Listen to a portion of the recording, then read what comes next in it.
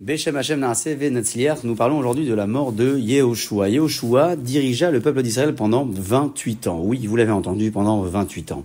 Durant toute cette période, Hashem avait toujours été à ses côtés. Et il avait vu la réussite dans toutes ses entreprises. Lorsqu'il finit de partager le pays, Yehoshua mourut. Il avait alors 110 ans. Il aurait dû vivre 120 ans, comme son maître Moshe Rabbeinu. S'il eut une vie plus courte, c'est qu'il ne s'était pas comporté comme lui. Lorsqu'Hachem avait dit à Moshe Rabbeinu, venge la vengeance des enfants d'Israël sur les Médianites et ensuite tu mourras, il avait entrepris cette guerre sans tarder. Bien qu'il savait qu'il mourrait aussitôt après, il s'était empressé d'accomplir l'ordre d'Hachem, mais Yehoshua n'avait pas montré le même zèle. Avant de commencer la guerre contre les 31 rois, il se dit, si je les tue immédiatement, je mourrai juste après, comme il en a été de Moshe. Que fit-il? Il guerroya peu à peu, prit son temps pour commencer chaque bataille, ne se pressa pas non plus de l'achever, comme il est dit pendant de nombreux jours. Yehoshua mena la guerre contre tous ces rois. Aussi, Hachem lui dit-il, puisque tu as agi ainsi, je te raccourcis la vie de 10 ans. C'est à son propos que le roi Shlomo écrit, nombreuses sont les conceptions dans le cœur de l'homme, mais c'est le dessein de Akadosh Baruch Hu qui l'emporte. Yehoshua fut enseveli à Timnath-Serach, dans le mont d'Éphraïm. Dans sa tombe, les anciens, les sages, déposèrent les pierres tranchantes avec lesquelles ils avaient circoncis le peuple. Au-dessus du tombeau, ils dessinèrent le soleil pour qu'on aperçoive de loin la tombe du chef vénéré qui avait arrêté, souvenez-vous, cet astre pendant 36 heures.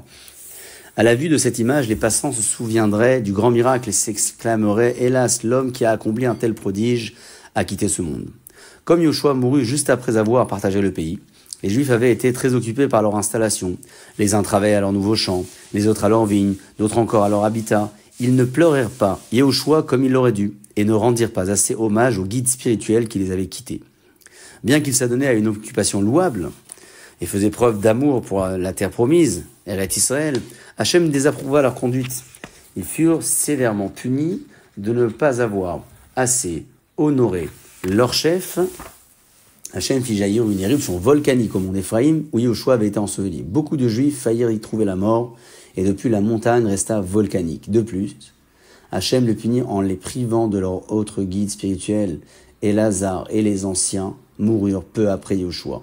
Les Juifs se retrouvèrent ainsi brusquement sans chef, tel un troupeau sans berger. Ainsi s'achève la première période par la mort de Yehoshua.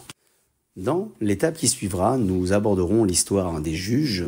16 juges s'élevèrent dans le peuple d'Israël depuis Yoshua bin Nun jusqu'au prophète Shmuel, des juges qui, en prenant la direction du peuple d'Israël, leur rendaient justice, leur montraient le droit chemin et les dirigeaient également dans leur guerre. Baruch Adonai Le'olam, Amen ve Amen.